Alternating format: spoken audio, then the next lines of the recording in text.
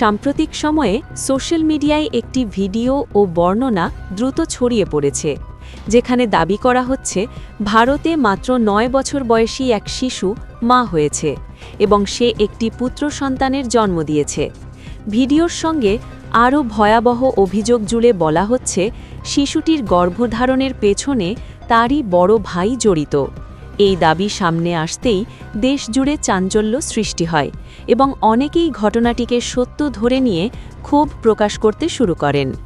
তবে এই ঘটনার সত্যতা যাচাই করতে গিয়ে একাধিক জাতীয় সংবাদ মাধ্যম ও ফ্যাক্ট চেকিং সংস্থা ভিন্ন তথ্য সামনে এনেছে।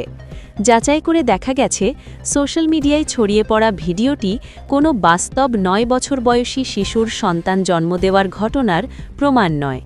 পুলিশ ও প্রশাসনের পক্ষ থেকেও স্পষ্টভাবে জানানো হয়েছে এই ভিডিওটি ভুল প্রেক্ষাপটে ছড়ানো হয়েছে এবং এর সঙ্গে ভাইরাল দাবির সরাসরি কোনো যোগ নেই। ফ্যাক্ট চেক রিপোর্ট অনুযায়ী ভিডিওটিতে যে শিশুটিকে নবজাতক সহ দেখা যাচ্ছে সে আসলে সংশ্লিষ্ট ঘটনার সঙ্গে যুক্ত নয়। ভিডিওটি হয় পুরনো, নয়তো অন্য কোনো সামাজিক সচেতনতা বা প্রশিক্ষণমূলক নয়। এটি একটি গুজব যা ভুল তথ্য ও ভিন্ন ভিডিও জুড়ে তৈরি করা হয়েছে। সত্য জানতে সবসময় নির্ভরযোগ্য সংবাদ সূত্র ও ফ্যাক্ট চেক রিপোর্টের ওপর ভরসা করায়। तो मेरे पास एक ऐसा केस आया, 9 साल की बच्ची थी जो 7 महीने से प्रेग्नेंट थी। तो मैं सोच भी नहीं सकती, बच्ची को 8वां महीना लगा और उसकी मदर को पता नहीं। मदर मेरे पास लाकर छोड़ देती उसको थाने में, बेटा मेरे को तो इसको पता ही नहीं चला ये कब प्रेग्नेंट होगी। एक 9 साल की बच्ची प्रेग्नेंट हो जाती है, मदर को पता नहीं है। तो आप इस चीज को सोच सकते हो भी ये चीज कितनी बड़ी चीज है। तो मैंने उस बच्ची से काउंसलिंग करी, उस बच्ची से पूछा, वो बच्ची नहीं बता पा रही कुछ भी किसने क्या किया, क्या हुआ क्या नहीं हुआ। बच्ची की CWC में भी जो हमारे सेंटर खुले उनमें काउंसलिंग करवाई, उसमें भी कुछ हमें ऐसा नहीं पता चला कि वो बच्ची कुछ बता पाई। सर क्या था?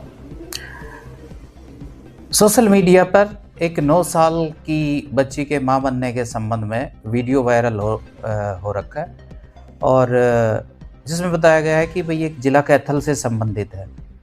तो इस संबंध में हमने संज्ञान लिया है और जानकारियां एकत्रित की। तो ये जो घटना जिला कैथल से ना तो संबंधित है और ना हम इसकी पुष्टि करते, और जो ये भ्रामक न्यूज़ सोसाइटी में फैलाई जा रही है, जो जहर फैलाया जा रहा है, ये बिल्कुल असत्य है और जिला कैथल से बिल्कुल संबंधित नहीं है।